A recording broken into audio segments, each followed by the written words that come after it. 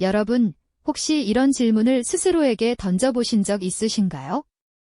나는 지금 진정으로 행복한가? 아니, 조금 더 솔직하게 말해서 정말로 만족스러운 삶을 살고 있는가? 아마 많은 분들이 이 질문 앞에서 잠시 멈칫하시거나 어딘가 모르게 씁쓸한 미소를 지으실지도 모르겠습니다.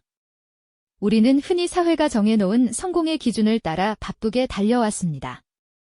좋은 직장을 얻고 안정적인 수입을 확보하며 근사한 집을 마련하고 남들이 부러워할 만한 물질적 풍요를 이루기 위해 애썼죠. 하지만 문득 고개를 들어 주변을 둘러보면 혹은 고요한 밤 혼자 생각에 잠기면 이 모든 것을 손에 쥐었음에도 불구하고 마음 한구석이 텅 비어있는 듯한 공허함을 느끼진 않으셨나요? 어쩌면 우리는 모두 같은 고민을 안고 살아가는지도 모릅니다. 겉으로는 번듯해 보이지만 내면에는 알 수 없는 불안감이나 채워지지 않는 결핍을 느끼는 현대인들의 모습 말이죠. 분명 많은 것을 가졌는데도 왜 우리는 완벽하게 행복하다고 말하기를 주저하게 될까요? 이 의문은 비단 개인적인 감정을 넘어 우리 사회 전체가 물질적 풍요만을 좇는 과정에서 놓치고 있었던 중요한 가치들을 되돌아보게 합니다. 끝없이 더 많은 것을 소유하려 하고 남들과 비교하며 자신의 가치를 평가하는 동안 우리는 정작 우리 자신을 진정으로 만족시키는 것이 무엇인지 잊고 지냈던 건 아닐까요? 이 영상은 바로 그 질문에서 시작됩니다. 물질적인 풍요와 정신적인 만족 사이에서 우리 삶의 균형이 흔들리고 있는 건 아닌지, 우리는 무엇을 놓치고 살아왔는지 함께 탐색해 보려 합니다. 혹시 여러분 마음속 깊이 자리 잡은 그 막연한 불안감이나 알 수 없는 결핍의 원인을 찾고 싶으시다면 이 여정에 동참해 주시길 바랍니다. 우리는 이 영상을 통해 단순한 정보 전달을 넘어 여러분의 삶을 스스로 돌아보고 더 나은 방향을 모색하는 데 필요한 소중한 지혜를 얻게 되실 겁니다. 물질과 정신이라는 두 개의 축 위에서 흔들리는 삶의 균형을 다시 세우고 진정한 의미의 행복을 찾아 나서는 실마리를 함께 찾아보는 시간이 될 거예요. 과연 우리는 무엇을 우선순위에 두어야 하며 무엇을 내려놓아야 하는 걸까요? 이 질문들에 대한 답은 결코 단순하지 않을 겁니다. 하지만 이 여정을 통해 여러분은 분명 자신만의 해답을 찾아가는 의미 있는 발걸음을 내딛게 되실 겁니다. 지금부터 우리 삶의 진정한 행복이 무엇인지, 그리고 어떻게 하면 물질과 정신의 조화 속에서 더 충만한 삶을 살아갈 수 있을지 함께 깊이 있게 탐구해보는 시간을 가져보시죠. 자, 그럼 우리 삶의 진정한 행복을 찾아 떠나는 이 여정의 첫걸음으로 우리가 흔히 행복이라 믿어왔던 물질적 풍요의 그림자를 함께 들여다볼까요? 우리는 태어나면서부터 어쩌면 무의식적으로 더 많이 가질수록 더 행복해진다는 가르침을 받아온 건지도 모르겠습니다. 사회 곳곳에서 성공의 상징처럼 여겨지는 화려한 주택, 번쩍이는 자동차, 혹은 명품으로 치장된 모습들은 끊임없이 우리에게 이것이 바로 행복한 삶의 표본이다라고 속삭이는 듯하죠. 우리는 마치 성공이라는 거대한 퍼즐을 맞추듯 더 높은 연봉을 좇고 더 큰 집을 원하며 최신 유행에 발맞춰 소비하는 것이 삶의 궁극적인 목표인 양 달려왔습니다. 하지만 이상하게도 목표했던 물질적 풍요를 손에 넣었을 때의 그 짜릿함은 생각보다 오래가지 않는 경우가 많습니다. 잠시의 만족감 뒤에는 또 다른 갈증이 찾아오곤 하죠. 마치 끝없이 목마른 사람이 바닷물을 마시는 것처럼 더 많이 가질수록 오히려 마음속은 텅 비어가는 듯한 공허함을 느끼게 되는 건 왜일까요? 우리는 왜 이토록 열심히 노력해서 얻은 것들 앞에서 만족보다는 알 수 없는 허탈감에 휩싸이는 걸까요? 이 질문이야말로 우리가 물질의 덫에 빠져들었을 때 마주하게 되는 가장 중요한 지점일 겁니다. 이러한 현상을 뒷받침하는 흥미로운 연구 결과가 있습니다. 바로 경제학자 리처드 이스터린이 제시한 디스터린 역설인데요. 이 역설은 한 국가의 소득 수준이 일정 지점을 넘어서면 그 이후부터는 소득이 아무리 증가해도 국민들의 평균적인 행복도는 더 이상 높아지지 않거나 오히려 정체되는 경향을 보인다는 내용을 담고 있습니다. 다시 말해, 먹고 사는 문제가 해결될 정도의 최소한의 물질적 풍요는 분명 행복에 기여하지만 그 이상으로 쌓아 올린 부는 행복을 보장해주지 못한다는 의미인 거죠. 마치 높은 산봉우리에 오를수록 더 많은 풍경이 보일 줄 알았는데 막상 정상에 오르니 구름에 가려 아무것도 보이지 않는 것과 같은 이치일까요? 우리는 끝없이 남들과 비교하며 더 많은 것을 소유하려는 욕망의 악순환에 빠져들기 쉽습니다. 옆집의 새로운 차, 친구의 해외여행 사진, SNS 속 완벽해 보이는 타인의 삶을 보면서 우리는 무의식적으로 자신을 평가하고 부족함을 느끼게 되죠. 더 많이 가져야 한다는 압박감은 우리를 끝없는 경쟁으로 내몰고 이 과정에서 진정한 내면의 평화나 주변 사람들과의 따뜻한 관계는 뒷전으로 밀려나기 십상입니다. 밤늦도록 과로에 시달리면서도 좀처럼 채워지지 않는 마음의 빈자리를 느끼는 직장인의 모습, 혹은 화려한 소비 생활 속에서도 이유 모를 불안감에 휩싸이는 현대인의 모습은 이 스터린 역설이 시사하는 바를 여실히 보여주는 단적인 예가 아닐까 싶습니다. 결국 물질적 풍요가 주는 기대감은 실망감으로, 그리고 이내 깊은 공허함과 알 수 없는 불안감으로 이어지는 감정의 굴레를 경험하게 되는 거죠. 우리는 이 지점에서 멈춰 서서 질문해야 합니다. 우리가 진정으로 추구해야 할 가치는 무엇이며, 눈에 보이는 것들 너머에 존재하는 진정한 충만함은 과연 어디에서 찾을 수 있을까요? 물질적인 것들이 우리에게 가져다주는 행복이 한계가 있다면 그 한계를 넘어설 수 있는 다른 길은 없을까요? 다음 이야기에서는 이러한 물음에 대한 답을 찾아 우리 삶을 더욱 풍요롭게 만드는 눈에 보이지 않는 가치들을 함께 탐구해보려 합니다. 네, 지난 시간에 우리는 물질적인 풍요가 가져다주는 행복이 왜 그리도 더덥게 느껴지는지 그 공허함의 이유를 함께 고민해봤습니다.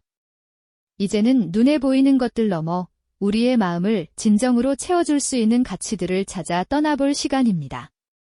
물질이 주는 만족감에 한계가 있다면 과연 어떤 길을 걸어야 우리 삶이 더욱 깊고 풍요로워질 수 있을까요? 바로 비물질적인 가치들 속에서 그 답을 찾을 수 있을 겁니다.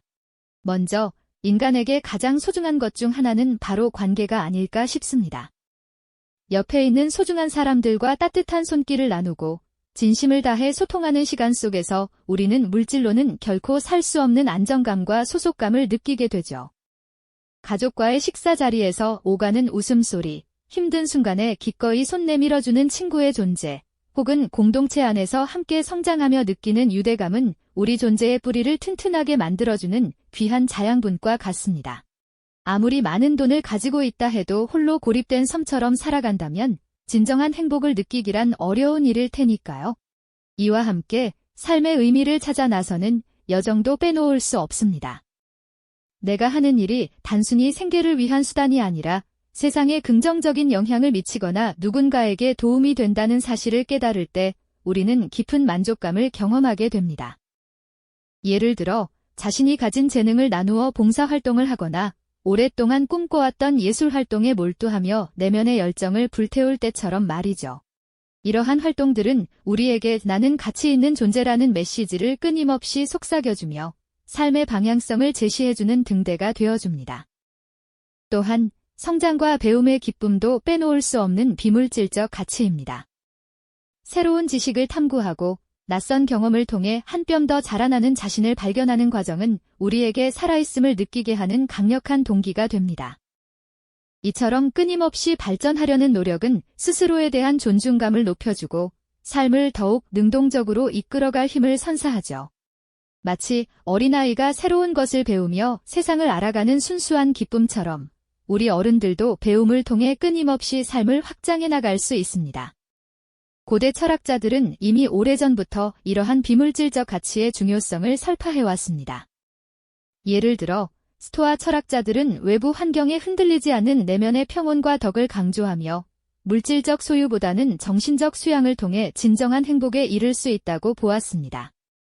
또한 불교에서는 집착과 욕망으로부터 자유로워지는 것이 고통에서 벗어나 평온함을 얻는 길이라고 가르치며 현재에 집중하는 마음 챙김을 통해 내면의 충만함을 얻을 수 있다고 이야기하죠. 이처럼 동서양의 오랜 지혜는 물질적 풍요가 아닌 정신적 풍요야말로 지속 가능한 행복의 열쇠임을 일관되게 증언하고 있습니다. 현대에 와서도 긍정 심리학은 인간의 강점과 잠재력에 집중하며 관계, 의미, 성취, 몰입, 긍정적 정서와 같은 요소들이 진정한 만족감을 느끼는데 얼마나 중요한 역할을 하는지 과학적으로 밝혀내고 있습니다. 자연 속에서 여유를 즐기며 명상에 잠기거나 소박한 텃밭을 가꾸며 생명의 신비와 교감하는 순간처럼 눈에 보이지 않는 것들이 우리에게 선사하는 평온함과 내적 충만함은 그 어떤 물질적인 것과도 바꿀 수 없는 소중한 가치들인 셈이죠.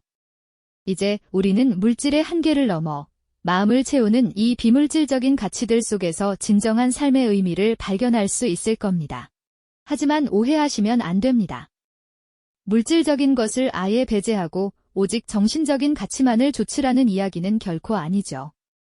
우리의 삶은 그저 정신적인 영역만으로 채워질 수 없는 현실적인 필요도 분명히 존재하니까요. 결국 중요한 것은 어느 한쪽으로 치우치지 않는 바로 균형의 미학이 아닐까요? 동서고금을 막론하고 수많은 현자들이 찾아 헤맸던 삶의 황금률은 바로 이 지점에 있었답니다. 고대 그리스의 철학자 아리스토텔레스는 중용을 강조하며 과함도 부족함도 없는 적절한 상태가 덕과 행복에 이르는 길이라고 가르쳤습니다. 예를 들어 용기는 무모함과 비겁함 사이의 중용이며 절제는 방종과 금욕 사이의 중용이라는 것이죠. 그는 물질적인 풍요가 삶의 편의를 제공하지만 그것이 지나치면 오히려 해가 될 수 있음을 간파하고 내면의 수양과 공동체와의 조화를 통해 진정한 만족을 얻을 수 있다고 보았습니다. 물질을 완전히 부정하기보다는 그것을 지혜롭게 다스려 정신적 풍요를 위한 발판으로 삼아야 한다는 깊은 통찰이었던 셈이죠. 동양의 오랜 지혜 역시 이와 다르지 않습니다. 유교에서는 지나치지도 모자라지도 않는 중용의 도를, 도교에서는 자연의 순리에 따라 흐르는 무의자연의 조화를 강조하며 모두 물질에 대한 과도한 집착을 경계하고 내면의 평화와 주변과의 어울림을 중요하게 여겼습니다. 마치 강물이 흐르듯 자연스러운 삶의 균형을 추구하며 삶의 진정한 기쁨은 소유의 크기가 아니라 존재의 깊이에서 온다고 말했던 것이죠. 이러한 지혜로운 공동체들은 물질적 필요를 충족시키면서도 결코 정신적 가치를 소홀히 하지 않고 서로 돕고 배우며 함께 성장하는 삶의 방식을 오랫동안 이어왔답니다. 흥미롭게도 이러한 균형의 지혜는 우리가 나이가 들어감에 따라 더욱 선명하게 다가오는 것 같습니다. 젊은 시절에는 더 많은 것을 소유하고 성취하려 애쓰며 눈앞의 목표를 향해 달려가는 데 집중하곤 하죠. 하지만 시간의 흐름 속에서 삶의 유한성을 깨닫고 지나온 길을 돌아보게 되면서 우리의 시선은 점차 다른 곳으로 향하게 됩니다. 물질적인 욕망이 서서히 줄어들고 대신 소중한 사람들과의 관계, 내가 살아온 삶의 의미, 그리고 다음 세대에게 무엇을 남길지에 대한 고민이 더욱 깊어지는 것이죠. 마치 울창한 숲이 오랜 세월을 거쳐 계절의 변화를 겪으며 더욱 단단해지고 깊어지는 것처럼 나이 듦은 우리에게 삶의 본질을 꿰뚫어보는 지혜를 선물합니다.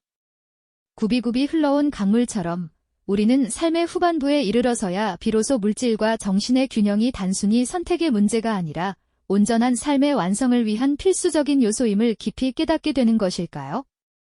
한평생을 일궈온 소박한 텃밭에서 흙을 만지며 생명의 경이로움을 느끼고 오랜 친구와 따뜻한 차 한 잔을 나누며 지나온 추억을 회상하는 순간들.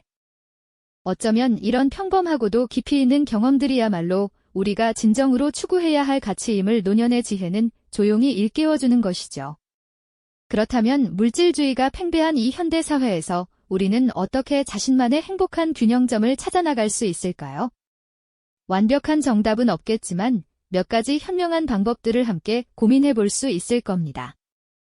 예를 들어 미니멀리즘을 통해 불필요한 소유를 줄이고 진정으로 필요한 것에 집중함으로써 삶의 공간과 마음의 여유를 되찾는 것이 한 가지 방법이 될 수 있겠죠.